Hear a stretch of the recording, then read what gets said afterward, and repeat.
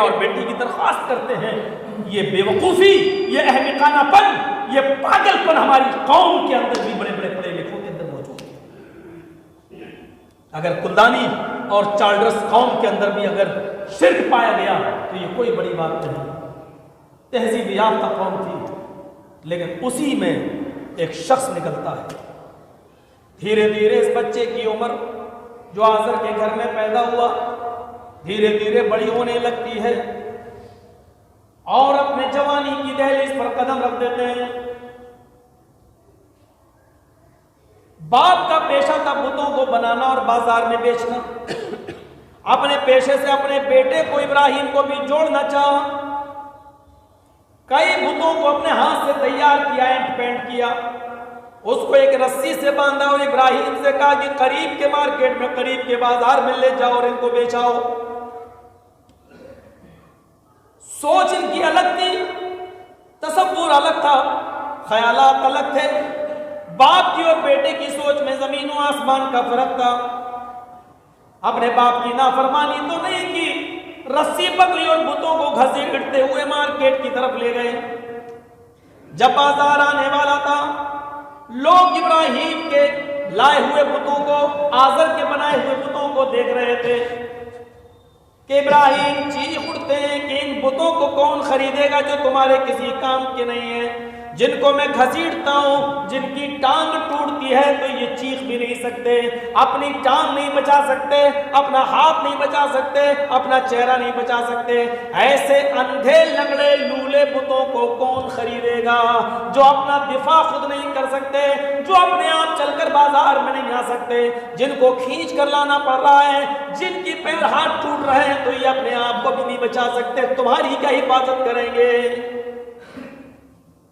अपने माँ बाप की बात मानकर बाजार में बुतों को बेचना, फर्माबरदारी भी कर दी और बुतों का एक जो तसव्वुर, जो आइडियोलॉजी उनके दिमाग में था, उसको लोगों के सामने पेश किया। थोड़ी देर में शिकायत पहुंचती है। आज़र ने इब्राहिम को तलब कर लिया, सख्त सुस्त कहा और सुनाया। थोड़े और बड़े होते हैं मेरे भाई, ये तसव्वुर कीजिए कि बुत खाने में ही घुस जाते हैं। इब्राहिम अलैहिस्सलाम के उस वाक़े को कुरान भी पेश करता है। सारे के सारे बुतों को तोड़ देते हैं। उस दिन ईद का दिन था मुशरिकों का। इब्राहिम अलैहिस्सलाम के बाप आज़र ने कहा, इब्राहिम चलो आज ईद का दिन है, चलते हैं। इब्राहिम अलैहिस्सलाम ने फरमाया, इन्नी सकीम, मैं बीमार हूं, मैं नहीं जाऊंगा। अपने दिल में कुछ और कारनामा अंजाम देने का बना रखा था, जहन दिल पहले ही से बना रखा था। सारे के सारे लोग मेले में चले गए। इब्राहिम अलैहिस्सलाम बुत खाने में घुस गए, सारे बुतों को तोड़ दिया और एक बुत को जो सबसे बड़ा था उसके गले में कुल्हाड़ी लटका दी। लोग मेले से जब वापस आते हैं, अपने बुतों की दुर्गत देखते हैं। इब्राहिम अलैहिस्सलाम के ऊपर इशारा जाता सबका, ये किसने किया? एक बोला, एक ही हो सकता है जो हमारे बुतों को बुरा भला कहता है, सब तो ईद में थे, मेले में थे, वही नहीं गया। बुलाया गया, तलब किया गया। इब्राहिम अलैहिस्सलाम उसी बुतखाने में फिर तशरीफ लाते हैं। बोलो हमसे क्या कर्ज है, हमें क्यों बुलाया? देखो ये हमारे बुत टूटे पड़े हैं, किसी की गर्दन, किसी का हाथ, किसी का पैर। मैं जानना चाहता हूं कि हमारे बुतों की दुर्गत किसने की है। जवाब इब्राहिम अलैहिस्सलाम अर्ज करते हैं, अगर तुम्हें नहीं मालूम तो ये तो तुम्हारे खुदा हैं, तुम्हारे बुत हैं, तुम्हारे माबूद हैं। माबूद को तो हर चीज मालूम होनी चाहिए। हमसे क्या पूछ रहे हो? इन्हीं बुतों से सवाल कर लो, इन्हीं बुतों से पूछ लो, ये तो तुम्हारे माबूद हैं जिनकी तुम इबादत करते हो। देखो इब्राहिम, मजाक करना छोड़ो। इब्राहिम अलैहिस्सलाम ने मुस्कुराते हुए कहा, सबसे बड़े बुत के गले में कुल्हाड़ी लटकी हुई है और सवाल मुझसे कर रहे हो।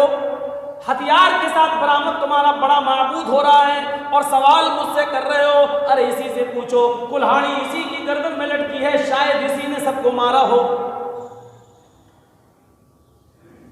हर वक्त 2 घंटे की तकरीर जरूरी नहीं होती है। वाज़ और नसीहत के लिए ये अंदाज भी देखिए। आए इब्राहिम, तुम अच्छी तरीके से जानते हो ये हमारा बड़ा खुदा है, ये नीचे नहीं उतर सकता है, ये अपने आप खा नहीं सकता है, पी नहीं सकता है, उतर नहीं सकता है, तो मार कैसे सकता है? आए इब्राहिम, तुम मजाक कर रहे हो, किसी जवाब का तो इंतजार कर रहे थे हज़रत इब्राहिम। हो, अब तो तुमने सच्चाई बता दी। जो उतर नहीं सकता, जो चल नहीं सकता, जो खा नहीं सकता, वो मारेगा क्या?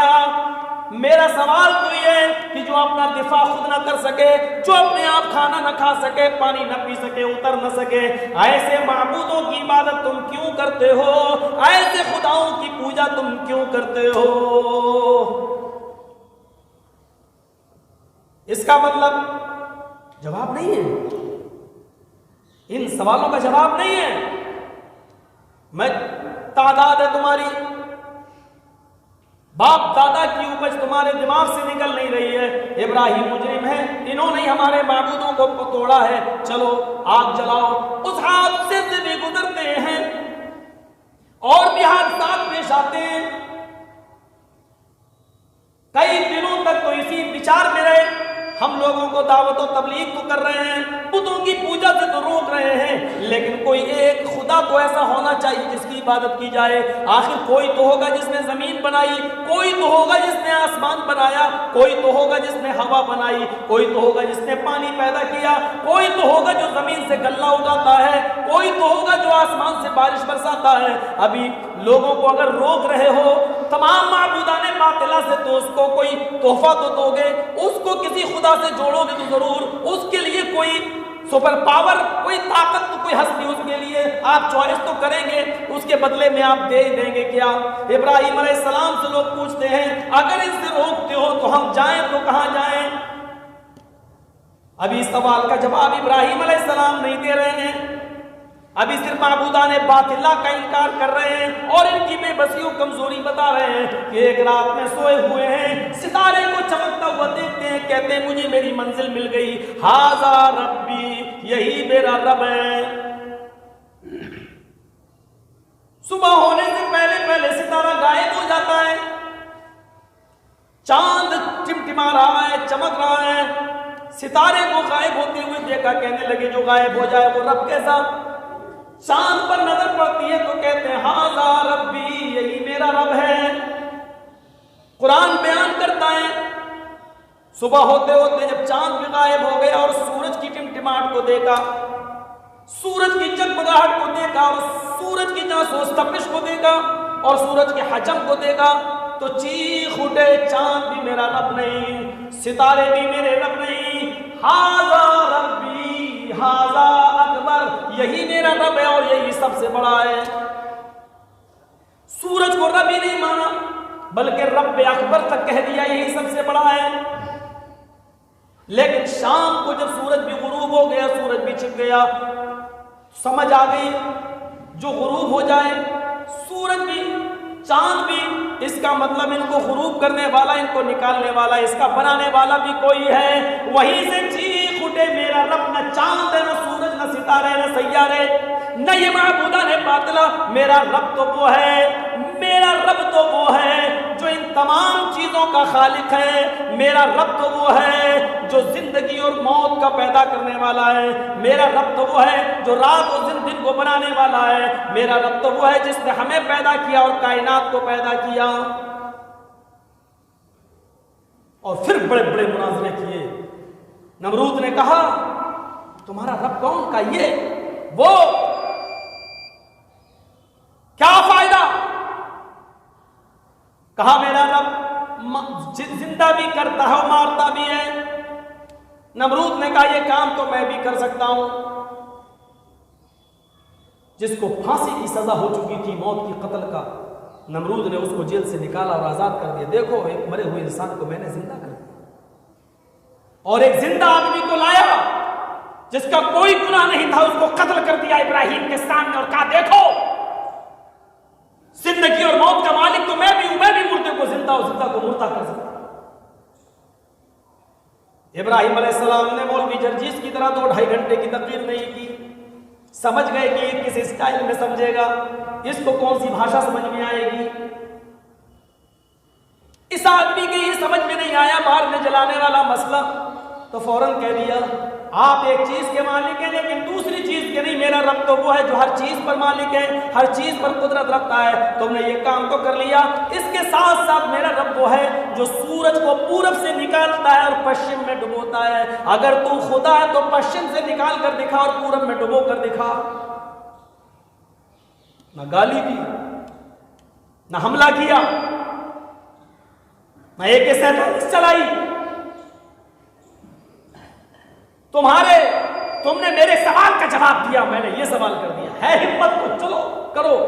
वहीं पर भौचक्का रह गया, शजदर रह गया और इब्राहिम अलैहिस्सलाम के कत्ल की प्लानिंग कर। इन तमाम चीजों के बावजूद हक बात का ऐलान करने वाले के सामने बड़ी दुश्वारियां होती हैं। पूरी बस्ती अगर किसी का फेवर करने लगे तो समझ लो कि वो आदमी कहीं ना कहीं मिस्टेक जरूर कर रहा है, कहीं ना कहीं गलत है। वो सबको खुश रखना चाहता है, इसलिए गलत को भी सही कहता है। और जिस आदमी का सब फेवर ना करे तो इसका मतलब यह है कि उस आदमी के अंदर यह चीज है कि वो सच को सच कहता है और गलत को गलत कहता है। और तौहीद तो यह है कि खुदा हश्र में कह दे, तौहीद तो यह है कि खुदा हश्र में कह दे ये बंदा दो आलम से खफा मेरे लिए था। तौहीद बाप को खुश रखे, बेटे को खुश रखे, माँ को खुश रखे, भाइयों को खुश रखे, समाज को खुश रखे, मोहल्ले वालों को खुश रखे, शहर वालों को खुश रखे। आप तौहीद पर कायम रहना चाहें नहीं रह सकते। तौहीद तो वो है कि बाप अगर राजी है तो मां नाराज, भाई अगर राजी है तो बहन नाराज। इन्हीं हालात से इब्राहिम अलैहिस्सलाम भी गुजरे। समाज की बात को अपनाते हुए, लोगों का फैसला मानते हुए बाप ने इब्राहिम अलैहिस्सलाम को